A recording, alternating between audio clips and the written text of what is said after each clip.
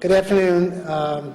It's appropriate and ordinary, I suppose, that on occasions like this for the introducer to say it's an honor and a privilege, but it really is an honor for me and a privilege to welcome you this afternoon to the 105th Sibley Lecture by Professor Fred Schauer.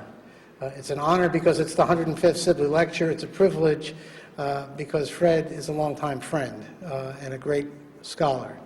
The Sibley Lecture Series is funded by the Charles Lawrence Foundation of Atlanta and is named for a distinguished graduate of this law school, John A. Sibley, of the class of 1911. The series was established in 1964 and is designed to attract outstanding scholars of national prominence to the University of Georgia, a mission that it is fulfilling very ably this afternoon. John Sibley's long career brought honor to his state and to his law school. His life was spent building and preserving institutions.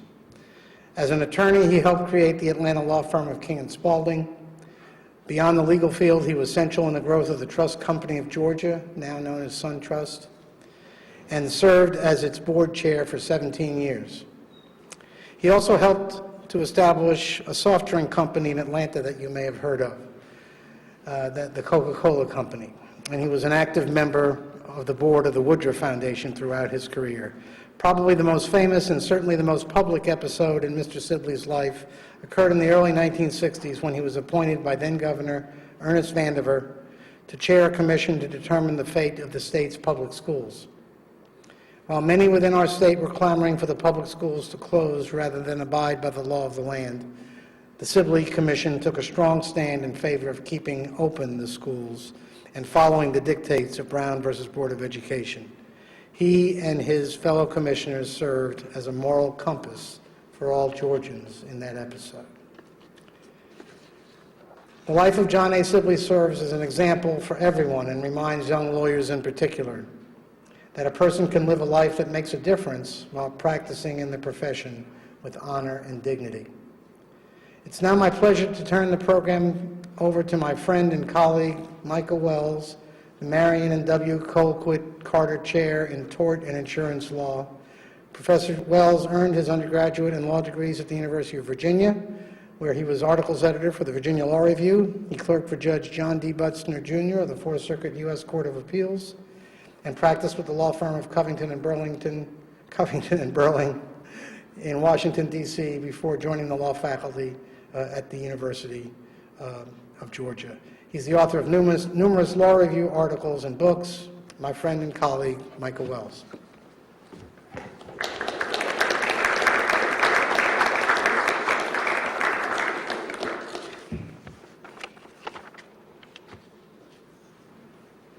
Well, I too have known Fred for a long time. He's one of the leading figures in the legal academy. He has taught, among other places, at the University of Michigan and the John F. Kennedy School of Government at Harvard. He was there for 18 years, and he served for a time as academic dean and as acting dean, and I'm very happy that now he's at my alma mater at the University of Virginia, where he's the David and Mary Harrison Distinguished Professor of Law. Professor Schauer has written extensively on a broad range of topics. One can't mention all of them here, but I do want to bring up two broad themes. Early in his career, Fred's primary area of interest was freedom of speech, and at the time he began working in the area over 35 years ago, the reigning academic orthodoxy was that free speech is a kind of transcendent value that should always prevail whenever the state seeks to regulate the content of what someone has said or written or somehow portrayed. But over the course of many books and articles, Professor Schauer made what I think is a convincing case that free speech is not a transcendent value. It's an instrument aimed at achieving a variety of specific goals. It has to compete with other values, and sometimes a good case can be made for regulating even the content of speech. And for that matter, sometimes a strong case can be made that matters we call speech aren't speech at all. Long ago, Professor Schauer branched out from free speech to take on larger questions of legal philosophy. He works on basic questions regarding the very nature of law. He is, I believe, the world's leading contemporary exponent of legal positivism, which is the view that law is nothing but a directive made by an authoritative source. And starting from that premise, he has, in a variety of contexts, undercut the pretensions of some scholars and some judges that law itself is a kind of transcendent force permeating all of our institutions and our very beings. He has shown that law's domain is actually rather narrower. It's just a tool. We use this tool to achieve this or that specific purpose, and broadly speaking, our ambitions for law should be narrower rather than the grand ones that at least some law professors sometimes suppose. In his scholarly work, Professor Schauer displays impeccable rigor and unfailing intellectual honesty, and he never fails to get the reader from point A to point B, unlike a lot of scholarship that states point A and then goes around in circles. He speaks and writes with clarity and vigor, and we are delighted to have him with us.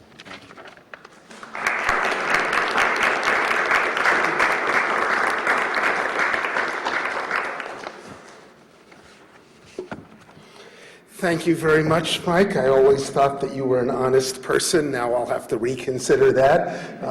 But thank you for that remarkably generous introduction. And thank you, Paul, whom, as he mentioned, I have known since both of us started in this business far too long ago. And thank you both for what you said today, but arranging much of this visit, and thanks also to Dean White and the school. I'm delighted to be here. Thank you all for coming. I'm flattered that you are all here. I was looking at the university's newspaper this morning and discovered that this lecture is competing with a lecture across campus entitled How to Pack a Suitcase.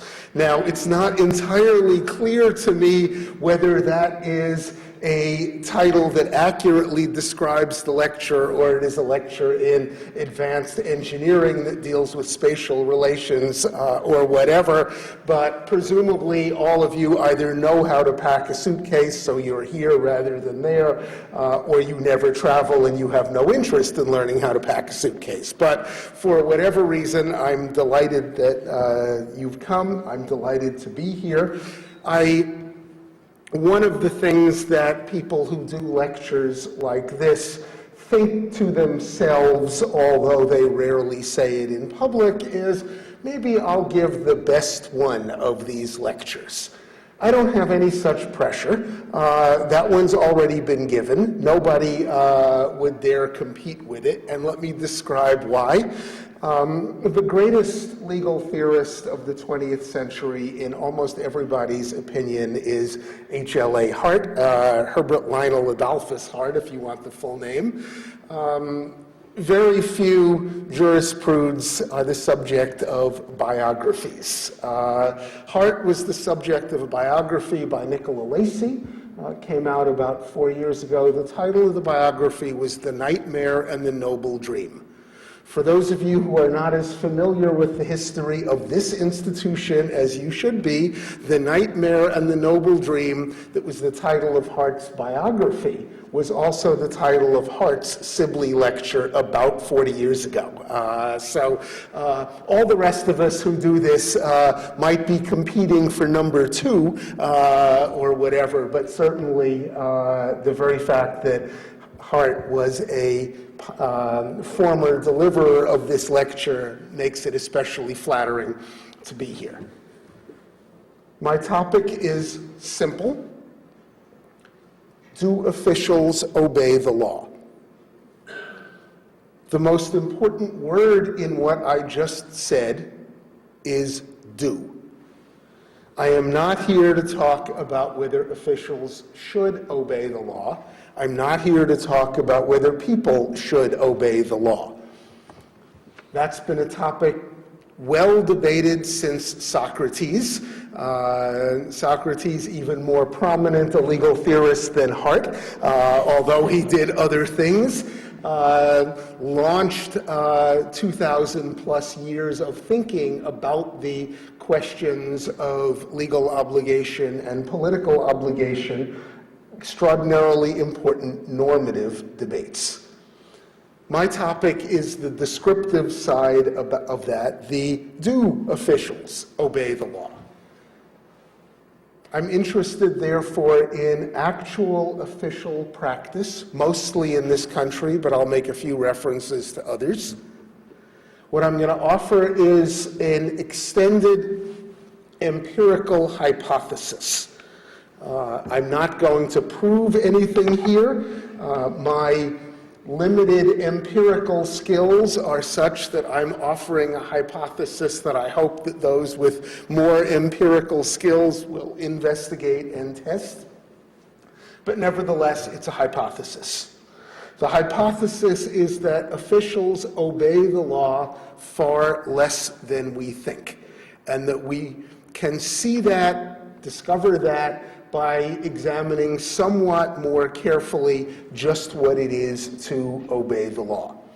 But let me start in offering this skeptical hypothesis with just a few examples. I'll give a few examples, then I'll go back to some of this literature to which I just referred regarding the nature of these obligations, and then talk a little bit more about the empirical question.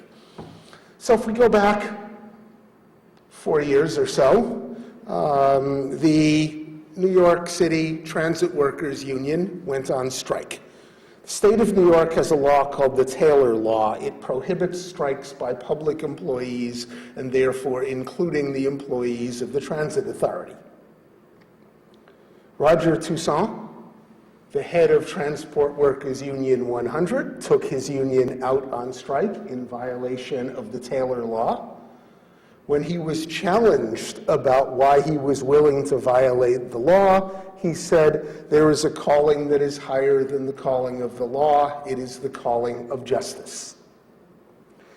I'm less interested in what Toussaint said about this, and more interested in how this played out for his supporters and his opponents. Virtually everybody who thought that the strike was a good idea on political, policy, pragmatic, or economic grounds was unconcerned about its illegality. Virtually everyone who thought that the strike was a bad idea on policy, economic, public, political, or policy grounds made a big deal about the strike's illegality. The coincidence, virtual congruence, between the views about the strike's legality and the views about the strike's desirability as a first-order policy matter, at least is suggestive about the extent to which the law, as law, was important in anybody reaching a judgment about whether the strike should or should not have been called. At more or less the same time, Hurricane Katrina struck in New Orleans. At some point in the middle of the Hurricane Katrina relief efforts, right at the beginning, Mayor Nagin of New Orleans asked for federal troops to come in and help with the relief efforts and help with keeping public order immediately. The response from the Bush administration was, absent an official request from the governor of Louisiana, we cannot do this. We cannot do this because there is a law. The Posse Comitatus Act prohibits the use of federal troops for law enforcement purposes except under specific kind of request and except under narrowly constrained circumstances. When told about this, Mayor Nagin said, "I don't care about the law. Get those troops here now." Third example, a few years ago, as is well known, the mayors of San Francisco and New Paltz, New York, attempted to marry some number of same-sex couples in violation of the laws of California and New York as they existed at the time. As with the example of the strike in New York City, the views about the question of legality exactly track the substantive first-order views about the moral desirability or political desirability of same-sex marriage. Virtually everyone who was in favor of same-sex marriage was unconcerned about the illegality of the actions of the two mayors. Virtually everyone opposed to same-sex marriage harped on the question of illegality and made a big deal out of it. There are some number of other examples. I'll save a few of them for later. Note that none of the examples that I've used so far are examples of disregarding judicial judgments. These days, those are a little bit more complicated. There are raging debates going on now about judicial interpretive authority and the question of whether following the law should or should not be treated as equivalent to following what the courts say the law is. So I want to put those slightly aside for the moment, but if with me, you believe in strong judicial interpretive authority, a controversial position these days, but if you believe in it, then the number of examples multiply exponentially. I'll just give one well-known one. In 1989, the U.S. Supreme Court decided the case of Texas versus Johnson, striking down a Texas law that prohibited desecration of the American flag.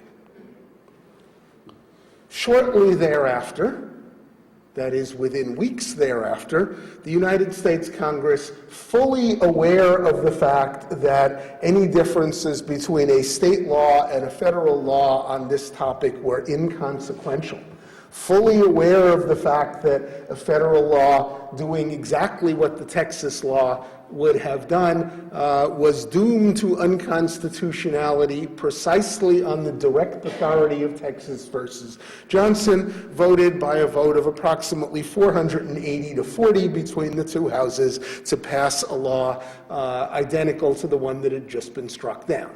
And a few months later, in Eichmann versus the United States, what would have been expected to happen happened, and the Supreme Court struck down the Congressional Act.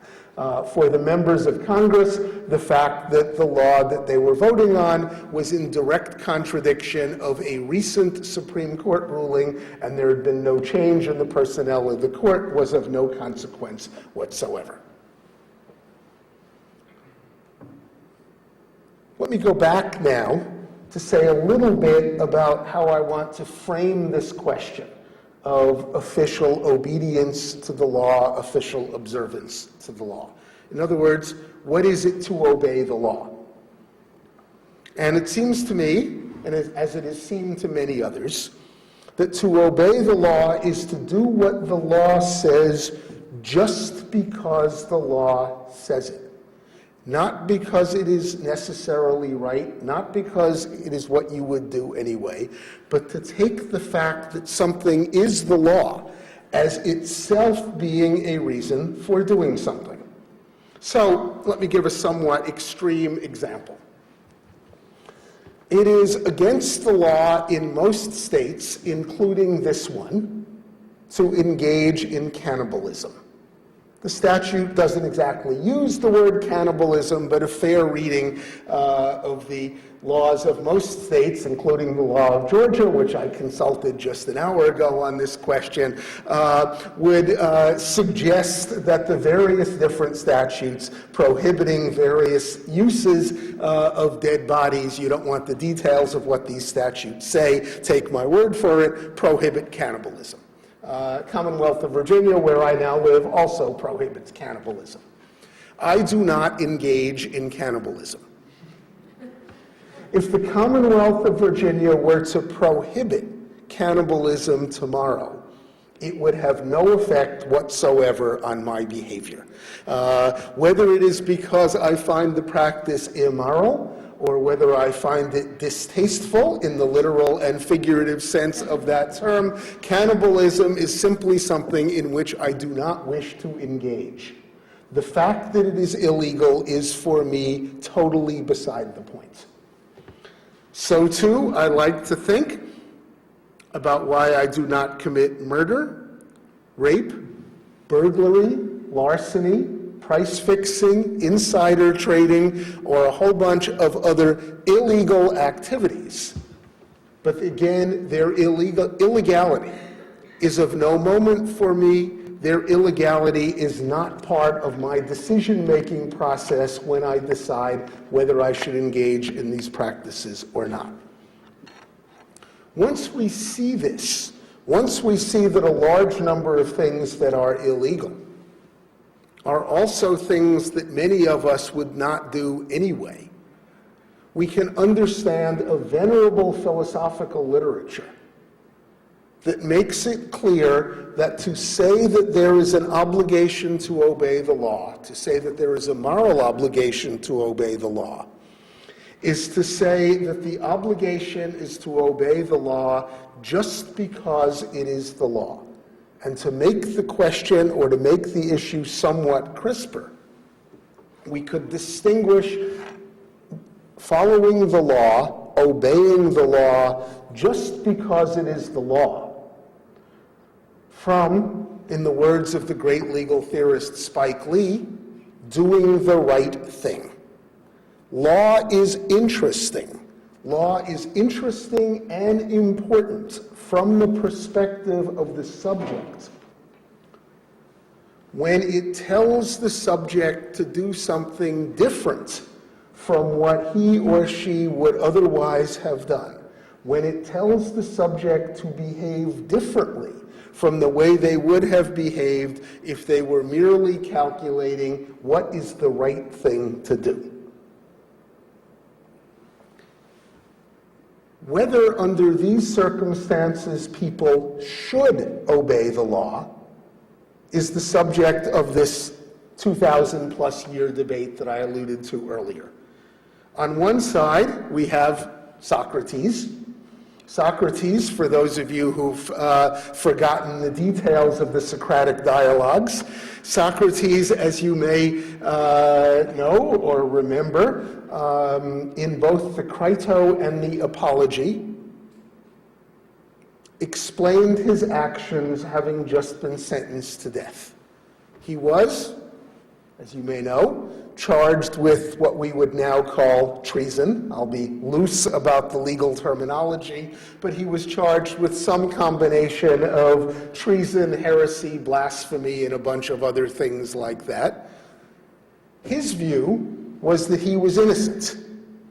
Nevertheless, he was tried for these crimes and he was convicted, sentenced to death by drinking hemlock.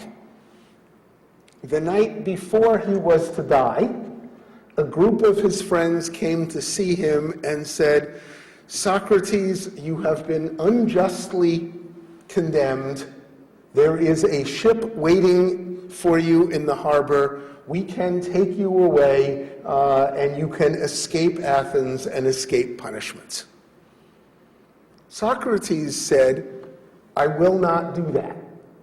I have an obligation to the state and an obligation to the law, and because I have an obligation to the law, I must obey the law even when I think it has made the wrong decision."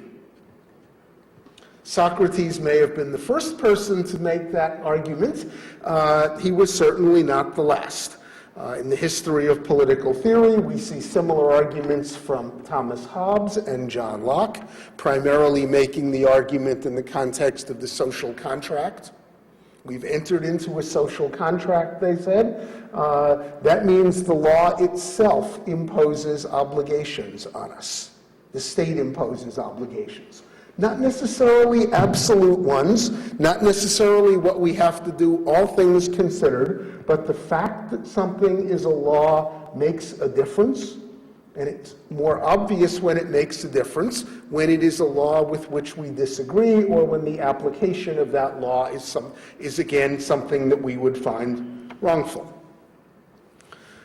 There's also a tradition on the other side of this debate. It's not as old a tradition, but it is an important tradition. It's a tradition that goes under the somewhat misleading name of philosophical anarchism. Philosophical anarchists are not anarchists.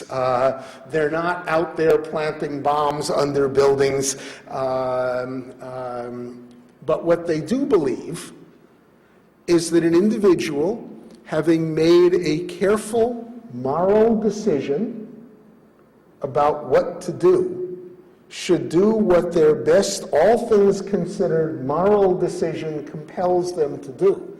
And the fact that there happens to be something that comes out of a legislature or a city council or a court or whatever that says otherwise is of no moment whatsoever.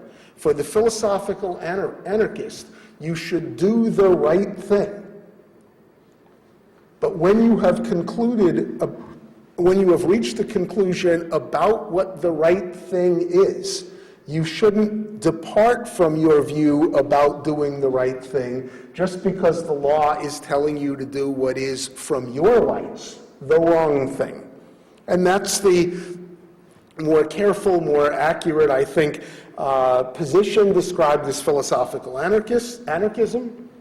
One of the leading philosophical anarchists these days is my colleague, the political philosopher John Simmons at the University of Virginia, various others, Robert Paul Wolff, M.B.E. Smith, and some number of others have taken similar positions. The law as law, the emanations of the state, the emanations of governments, insofar as they are not independently correct, are not deserving of our respect.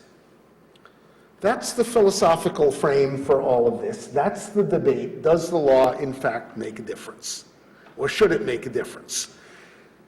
In light of that debate, I then want to turn, as I said, to the empirical question.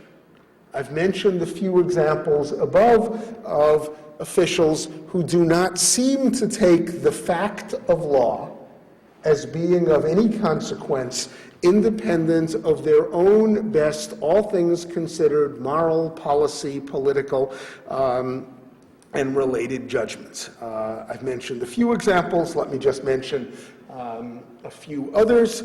Another interesting one from the same-sex marriage debates. A few years ago, the Supreme Judicial Court of Massachusetts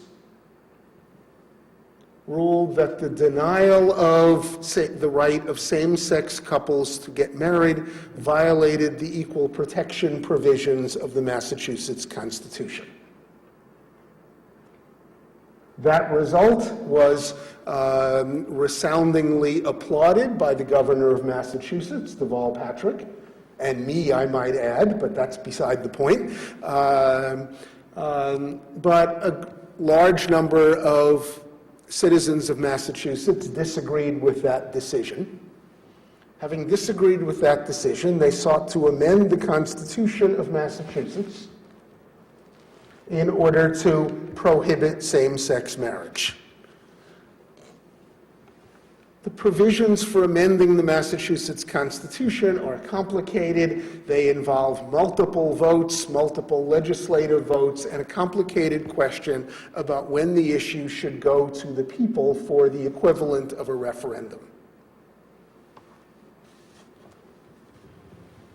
The Massachusetts legislature, misleadingly called the Great and General Court, but we can put that aside. The Massachusetts legislature, not being 100% sure, or most of the members of the legislature not being 100% sure of where their own views were, or more accurately, which way the political winds were blowing, tried to avoid voting on the issue. A suit was brought in the exact same Massachusetts Supreme Judicial Court that had made the initial ruling on same-sex marriage, and the court politically, or I'll put it differently, the court made a decision that seems politically and morally, but not legally, at odds with their original decision. That is, they said to the legislature, you are required to vote on this issue by the amendment provisions of the Massachusetts Constitution. In saying that, they recognized that they were making it easier to overturn their own decision. So it was not a question of bad faith on their part. If anything, they were making it easy for the public to amend the Constitution to render their own decision irrelevant. In the face of that, Governor Patrick then said to the members of the legislature, don't vote on this. His position was that neither the provision of the Constitution that was at issue nor the ruling of the Supreme Judicial Court ought to be followed, and that the members of the legislature ought to do whatever necessary to avoid making the politically difficult decision. One other example, as we have seen especially over the last decade, or most of a decade, the New York Times, perhaps the most influential print newspaper in the country, with some frequency rails against public officials who violate the law. They did a lot of such railing from 2000 to 2008, often, in my view, correctly so. They have never, to the best of my knowledge, confronted the tension between their view about the importance of officials obeying the law and their willingness to defend to the hilt their journalists who, in violation of the law and in violation of judicial orders, will refuse to disclose confidential sources. All of these, it seems to me, are examples of public institutions or public officials who are basically not taking the law as law seriously, public officials who are of the view that substance trumps legality. Go with the substance, go with the policy, go with morality. I'm not making a claim here that these are officials or institutions that are morally or policy or politically insensitive. It is a concern about whether, having made their best moral, policy, political decision, the fact that something is a law intrudes on that decision. We have seen examples that go in the other way, although in my tentative view there are fewer of them, in a way to pick up on the example that Paul mentioned with reference to the various different fights regarding segregation and desegregation. One of the most interesting dimensions of that period was President Eisenhower's decision in 1958. President Eisenhower's decision in 1958 to send federal troops to Little Rock, Arkansas to cut to the chase, enforce Brown versus the Board of Education. The most important dimension of that decision on Eisenhower's part, for my purposes, is that Eisenhower thought that Brown was wrongly decided. He thought it was the wrong decision at the wrong time. Without endorsing Eisenhower's view about Brown, one can still say that his decision to enforce a Supreme Court decision with which he disagreed may be an example going in the other direction. Now, I suspect that there are fewer Eisenhower-type examples than there are Roger Toussaint, Ray Nagin, and various New York Times and other examples, but that's just a hunch, just a suspicion, just a precursor for what I hope will be empirical inquiry into trying to isolate the factor of law and determine just how often it makes a difference in official decision-making. But I want to emphasize that this, for me, is just a hypothesis. And now I want to make what, at least for a percentage of the audience, will probably be the most heretical thing that I will say in this lecture. The intuitions and hunches of law professors are not data. I operate in a world in which people engage in competing hunches, competing intuitions, competing anecdotes. Yes, it is true that anecdote is the singular of data, but in the standard legal academic discourse, there are dueling intuitions, dueling hunches, dueling anecdotes, all of that for me, and I've mentioned a bunch of carefully selected anecdotes in order to put a hypothesis on the table. They are certainly unrepresentative. They may be unrepresentative in a biased way. A serious inquiry would avoid all of that. I mention it just to describe the nature of the inquiry. Now, why do I focus on officials rather than just on citizens? Much of this literature about obedience to the law has been a literature that is about ordinary people and is about citizens rather than about officials. One reason is that what officials do with respect to the law is a crucially important question of public law generally, constitutional law particularly. So I think it is an important subject in its own right. Especially for people like Mike, among others, who study Section 1983 and study civil liability for official disobedience. But officials are also important for another reason. The police officer who knowingly violates the Fourth Amendment or knowingly violates Miranda versus Arizona and interrogates a subject without giving it a Miranda warning, and knows that he or she is doing it but thinks that this is a better way to get a quick confession, is liable personally for damages under Section 1983 in a civil rights action. So too for vast numbers of city councilors, Board of Education members, and large numbers of other, and I don't mean this insultingly, lower level public officials. After all, I am a lower level public official. Those of you who are faculty members here are lower level public officials in the same way. So a police officer who knowingly disregards a clear Supreme Court decision is personally liable for damages. A member of Congress who knowingly disregards a clear Supreme Court decision is liable in the damages sense for nothing whatsoever. Without getting into the intricacies of immunity doctrine,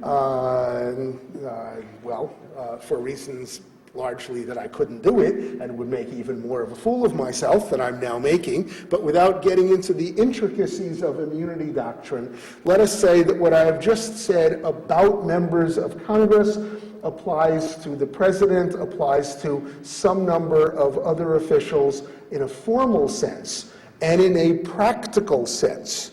When we look at the actual application of qualified immunity doctrine, we discover that the higher up you go in the governmental hierarchy, the least likely you are to be personally liable for damages for violating the law. As a result, one of the important things about looking at relatively senior level officials, if we are interested in the topic of obedience to law, is that they are, as a formal matter or as a practical matter, immune from personal liability. And because they are immune from personal liability, we can isolate the question whether they are obeying the law because they think obeying the law is the right thing to do, rather than for fear of personal liability or something of that variety. So again, excuse me. So again, if we look at senior level officials, we can isolate even more than before the question of, do senior level government officials, or even middle level government officials, act as if they have an obligation to the law as law, or believe that they have an obligation to the law as law, apart from the rhetoric they may so frequently use to support decisions that they would have made on other and not necessarily legal grounds. Indeed, we even see this in the context of the rhetoric about international law. There was a great deal of discussion of international law in the context of the invasion of Iraq. Yet apart from law professors and a few others, almost none of such discussion in the context of the military action in Kosovo. As a matter of international law, the status of Iraq and the status of Kosovo were remarkably similar. The view about the extent to which the heavy rhetorical artillery of international law was wheeled out was largely a function of views about the desirability or undesirability of the incursions in those two places. My suspicion, my hypothesis, is a hypothesis just about the United States. I might add to that hypothesis the belief that these things vary quite considerably culturally, and that the view about the importance of obeying the law varies from culture to culture, from country to country. I have been for some years engaged in a very informal, even that glorifies it more than it should, a very informal empirical study. I do a lot of traveling. I am interested, partly because I am interested in this question of obedience to law. I am interested as an example of whether people walk against a don't walk sign. When the sign says don't walk, do you walk? And I frequently find myself out somewhat late in the evening, or more accurately in my case, early on a Sunday morning, in various different places in the world, and have had a chance, and frequently do, observe people reacting to a don't walk sign under circumstances in which no cars are coming, there is no possibility of danger, and in which there is no possibility whatsoever of apprehension. And in my experience, no two places are exactly identical, and that there is a spectrum. At one end of the spectrum, we can find the city of my former residence, Cambridge, Massachusetts, where, to the best of my knowledge, a don't walk sign is nothing more than a waste of electricity. At the other end of the spectrum, the residents of Turku, Finland, who, in the time that I have spent there and observed people, will never even think of walking against the don't walk sign, regardless of the presence or absence of traffic, regardless of the presence or absence of others that they are with, regardless of the presence or absence of official authority. Somewhat more seriously, a quite important book published about 25 years ago by Robert Summers of the Cornell Law School and Patrick Attia of the University of Oxford examined the US and the UK on this dimension. They were not interested in citizen behavior. They were actually interested in the question of legal formality, but the question of legal formality is quite similar to this question. They were interested in looking at the question of what do judges, lawyers, and other legal actors do when the formal law, what the statute says, what the regulation says, what the case says, appears to produce the wrong result in a particular case. We all have our favorite examples, whether it be Lon Fuller's statue of an immobile vehicle used as a war memorial in the context of the HLA Hart's No Vehicles in the Park statute, or in the current literature on statutory interpretation, the 1980s Supreme Court case of United States versus Locke. The Locke case involved an act of Congress that required that in order to perfect a land claim under certain circumstances with the Bureau of Land Management, you had to file your claim before December 31st of a given year. There was no typo in what I just said, or whatever the verbal equivalent of a typo would be. The statute said before December 31st.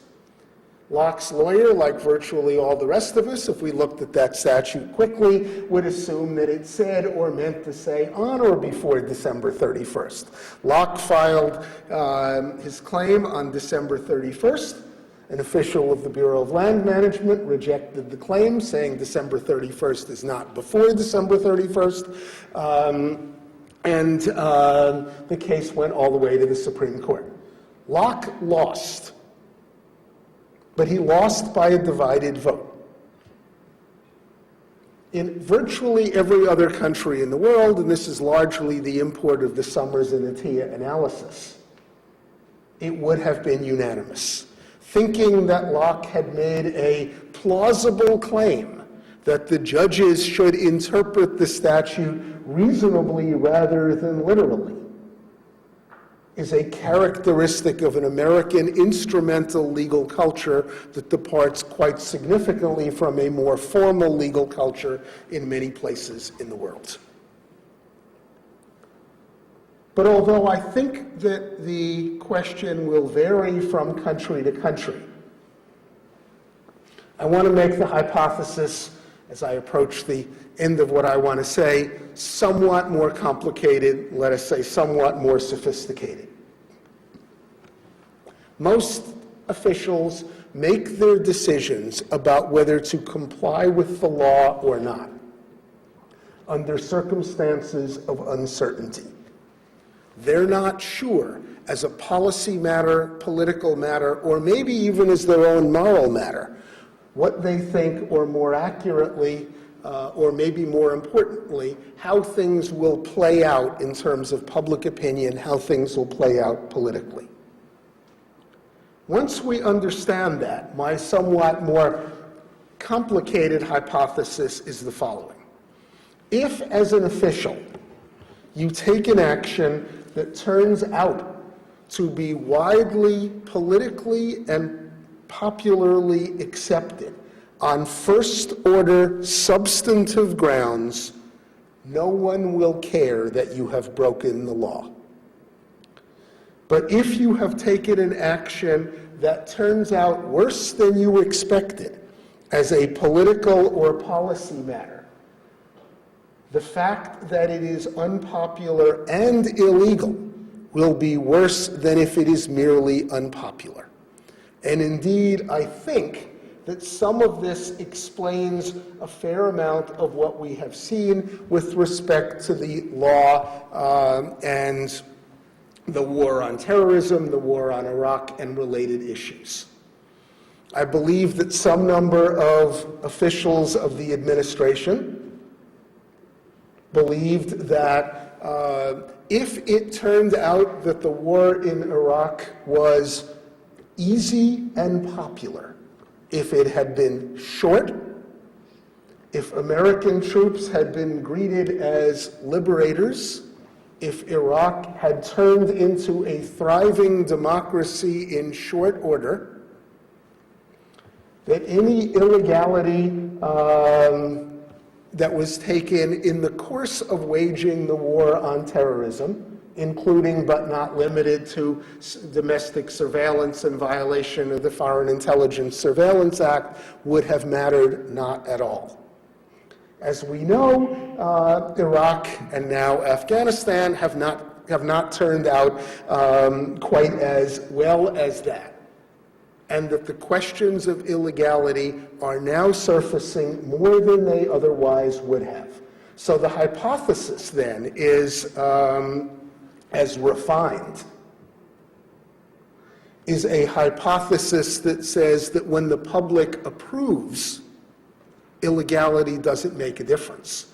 When the public disapproves, the political penalties for illegality will be added to the political penalties for making the bad substantive decision. So let me close by just saying and just repeating that this is just a hypothesis. All of this is just a hypothesis. But if it turns out that the hypothesis that I have offered is true, it may suggest that when properly clarified and when properly understood, law may matter far less to the public officials that it is supposed to constrain than the conventional wisdom may suppose. Whether this is in fact a problem is ultimately for the American people and not for me to decide. Thank you very much.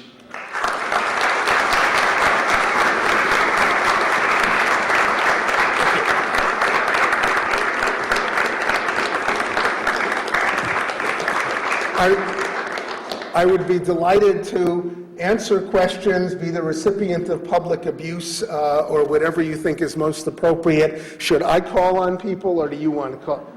You should call on people. I used to be a dean, and one of the things I learned as a dean is never let the speaker call on the questioners, because there is usually somebody in any audience who is, shall we say, trouble. The dean knows who that person is. The outside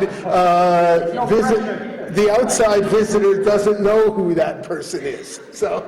Okay, now with that phase, who wants to volunteer? Who's got something? Who dares to volunteer?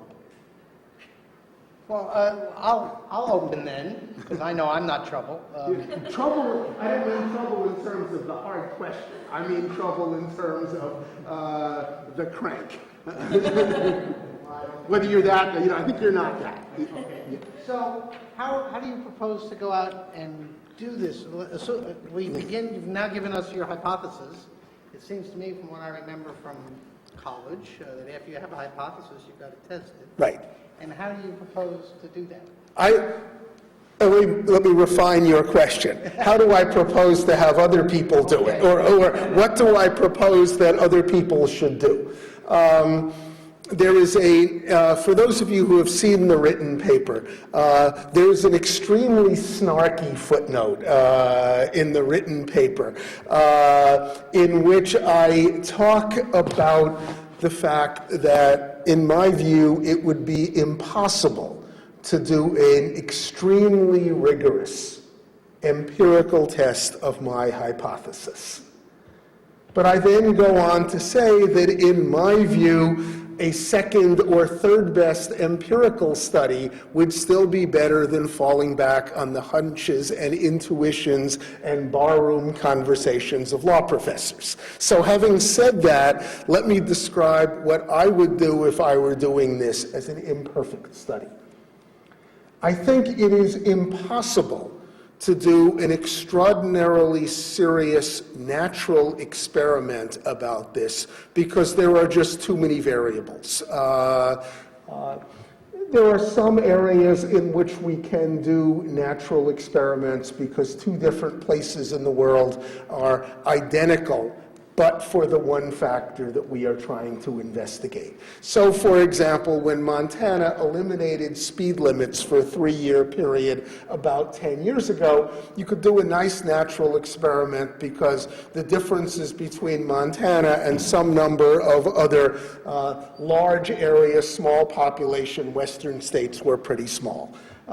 We don't have that luxury here.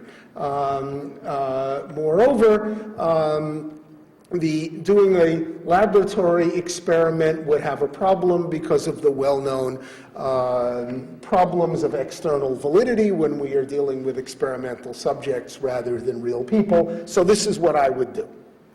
First of all, I would encourage some number of experimental psychologists, recognizing the external validity problems, nevertheless to do laboratory experiments on experimental subjects that manipulated, in the technical sense of the term, manipulated the variables in such a way to isolate just the question of law and see whether people would make a different decision just because of the law, holding constant their substantive views about matters. And the experiments would probably put people in an artificial official position as well as a citizen position. Then I would also do a series of in-depth interviews with public officials, preferably retired ones. The less likely an official is to run for further office, the more likely you are to get an honest answer. So some number of in-depth interviews conducted by experienced interviewers, again focusing on this question. I would probably also do some number of surveys, anonymous surveys of current officials. And I would probably also want to take my little anecdotes and expand those and some number of others into a larger number of serious case studies, including the ones going in the Eisenhower direction as well as the ones going in the Reagan direction. All of those and more together might be able to tell us something more than just one of those kinds of studies could do. Now aren't you worried that your hypothesis might suffer in any empirical test because of the broad assumption by both public officials and private citizens that you're supposed to obey the law? Yes, I mean that's. You would hope that that's right. Even with that handicap, you would. That's one of the reasons to include the case study. You include the case study in order to try to avoid that, because they'll all say it, but when the rubber meets the road, will they do it? But yes, that's a serious problem, because they all believe that they should do this. Indeed, it may even be a problem with some of the existing empirical research about citizen compliance with the law. There's an important book by the social psychologist Tom Tyler at New York University called Why Do People Obey the Law? Tyler and Tyler's students and Tyler's colleagues have done research on obedience to the law in the context of taxes, in the context of traffic laws, and some number of others. Tyler is not interested, as I mentioned in the paper, exactly in my question, because Tyler is less interested in the question of when do people obey laws that they think are wrong, than in the question, when do people obey laws that they think are right, even though obedience hurts them personally. Tax laws are a good example. Nevertheless, one of the problems that Tyler and others have had in doing all of this is that no matter how much you tell an experimental subject, there are no penalties. Given that there are no penalties, would you pay your taxes? There is such a mental association of non-payment of taxes with bad stuff happening to you that it would present exactly the difficulty that you mentioned. But of course, from your perspective, that's a win-win proposition, because if you show any significant number of people unwilling to obey the law or indicating that they would obey the law, then you can say, and plus everybody knows that that's clearly understated because of the broad. I think that's a possibility. But again, for me, I'm less interested in proving a point and more interested in, for those of us who do public law, we ought to consider this an important question rather than just assuming obedience. Indeed, if you think about the typical public law casebook, constitutional law is the public law subject I know best. What do you see in most constitutional law casebooks after a case?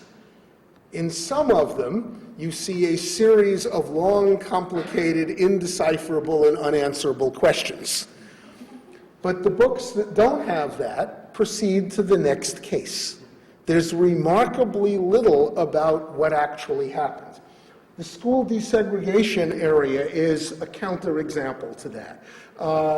Very few of the constitutional law books, for example, talk about what happened after the school prayer decisions of the early 1960s. Indeed, it may be that that's what got me interested in this subject in the first place. So in addition to thanking Deans and Mike and others, I want to thank Mr. Gallo. Mr. Gallo was my homeroom teacher in New Jersey in 1963.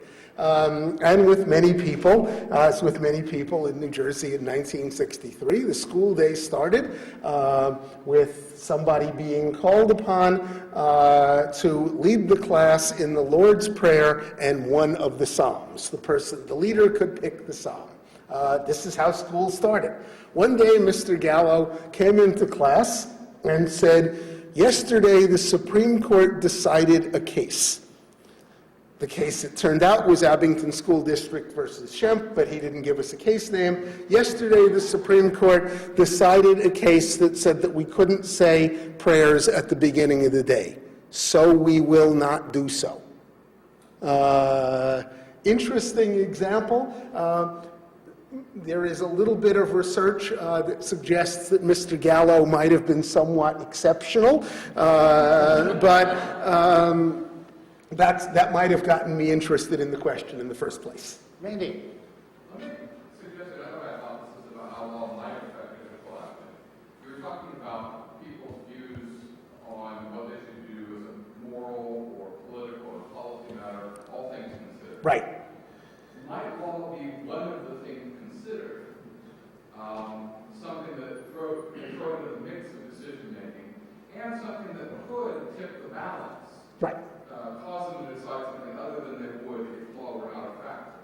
Yes, and certainly, however we want to investigate this empirically, we want to investigate a large enough number of instances so that we can identify the causal contribution of law in a world of multiple causation.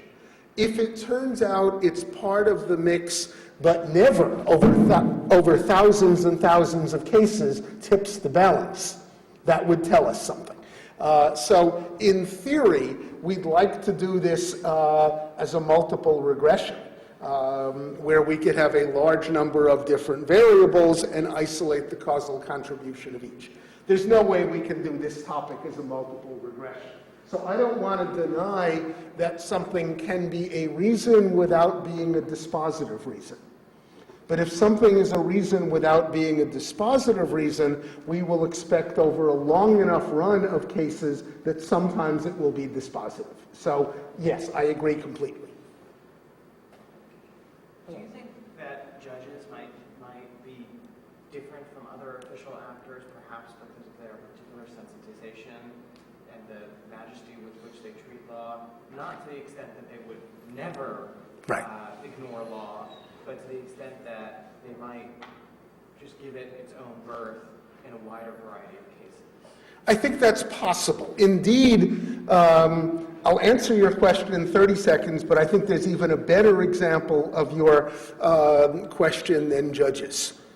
Lawyers put into settings involving group decision-making, where most of the decision makers are not lawyers, will often become advocates for the law in ways that they aren't in other settings. Jack Goldsmith's book on decision-making in the Bush administration about foreign policy suggests that when there's a lawyer in the room, for fear of being totally irrelevant, will push for the law because everybody else is pushing for the policy, pushing for the politics, and so on. So there may be a certain kind of role relationship or role morality there. Possibly in terms of judges, then things get a little bit more interesting. I think if you are talking about judges but not justices, you may be right. That when we are looking at the Supreme Court of the United States, which is now down to between 68 and 74 cases a year over the last few years, the operation of the selection effect is such that very few of the cases that the Supreme Court is deciding will be ones in which the law is determinative. The political science literature on this is pretty clear. The most telling soundbite for this is a book written by Siegel and Spaeth a few years ago with the title of Stare Indecisis. Stare decisis basically does not matter in the Supreme Court of the United States. Once we get below the US Supreme Court, where the selection effect is not nearly that dramatic, and where there are a much larger percentage of cases that are less morally and politically salient, I think what you say may well be right. After all, very few people do not have views about affirmative action. Very few people do not have views about most of the other things that the Supreme Court deals with. Very few people have views about the technical provisions of the Federal Insecticide, Fungicide, and Rodenticide Act. And when the salience or political policy valence drops out, that could matter more. Now, against what I just said, and against perhaps the tenor of your question, is the fact that we live in a very instrumental legal culture compared to most other countries. Example. As most of you know, 20-some years ago, the then dean of the Yale Law School, Guido Calabresi, wrote a book entitled A Common Law for the Age of Statutes, in which then Dean Calabresi said that when a detailed, specific regulatory statute has turned out to be obsolete in light of changing conditions in the world, judges should update it. The most interesting thing about that book is that it did not keep Dean Calabresi from becoming a judge of the United States Court of Appeals for the Second Circuit. In most other legal cultures in the world, writing that book with that message would have been permanently disqualifying from the judiciary. So I think it's at least possible that we exist in enough of an instrumental legal culture that some of what you say might be slightly more ambiguous, but it would be hard to imagine that lawyers didn't at least develop somewhat of an internalization or association with the law as law more than others. One more, Christian? You distinguish between higher level public officials and lower level public officials. I think one way to see that difference is that higher level public officials are people whose power primarily depends on constituencies, maybe the power of their constituency to push back a rival constituency. And at base, all American political institutions depend on these constituencies for their continued power. Right. So constituencies are not heterogeneous, though. Right. They vary in how they respond to all kinds of arguments, and in particular, how they respond to arguments that one side or the other has done something illegal.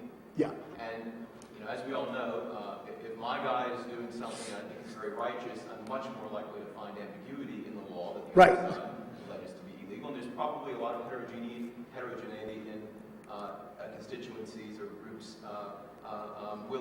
to say that there's ambiguity. And so in all of these cases, the mayors in San Francisco, it's that, yes, there's this statute, but it conflicts with the Equal Protection Clause, and so it's really void, and the courts will see this. And with, I'm sure, the prior administration, it's that we have these commander-in-chief powers. Right. And other people are less willing to see that ambiguity if they're on the other side. So maybe this is a way to extend the hypothesis to take advantage of potentially more natural experiments. But one thing you might say is that if the constituencies are very heterogeneous, you're more likely to see appeals by the other side to illegality in hopes of peeling off members of that constituency in order to either push the guy out or to advance the political Right, I think that's right, because not only are I think it is certainly true that if my suspicion is somewhat sound about public officials, it is because of what their constituencies reward and punish, what their constituencies take to be important. And obviously constituencies are heterogeneous. Obviously there's a very complicated world of interest group politics out there. To continue with the same example that I've used a few times, open-ended surveys of the American people, asking them what the most important problems facing the country are, produce the view that same-sex marriage and related issues is somewhere between the 24th and 29th most important problem facing the country.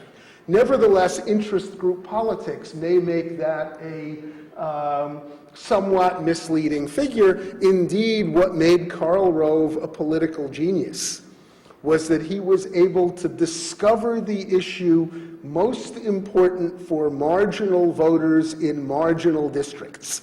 And if you can discover something that's important to the relevant 3% of the electorate in those districts that are evenly tilted, you can discover an issue that is largely irrelevant to most of the public, but that has huge political consequences. So I think you are right.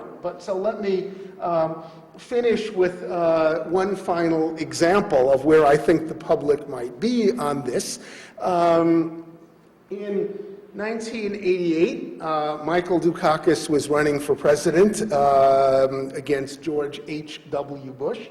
And at some point in the election, Dukakis was asked the question, why, as governor of Massachusetts, did you veto a law that would have required teachers in Massachusetts to lead the Pledge of Allegiance at the beginning of every school day? Then Governor Dukakis said, and I oversimplify but only slightly, said, I did so because the Supreme Court of the United States and West Virginia Board of Education versus Barnett made clear that that would have been unconstitutional. All of the pundits across the political spectrum treated that as a major political faux pas. To rely on the law, to rely on a Supreme Court opinion, demonstrated the same kind of naivete that Dukakis had been charged with in other events. If the pundits are right, it says something about the extent to which the law actually makes a difference to the public. But I think it is more, as you correctly say, the public is not homogeneous, and the question of when it matters and how it matters is certainly more complicated. Thank you very much. Thank you. Thank you.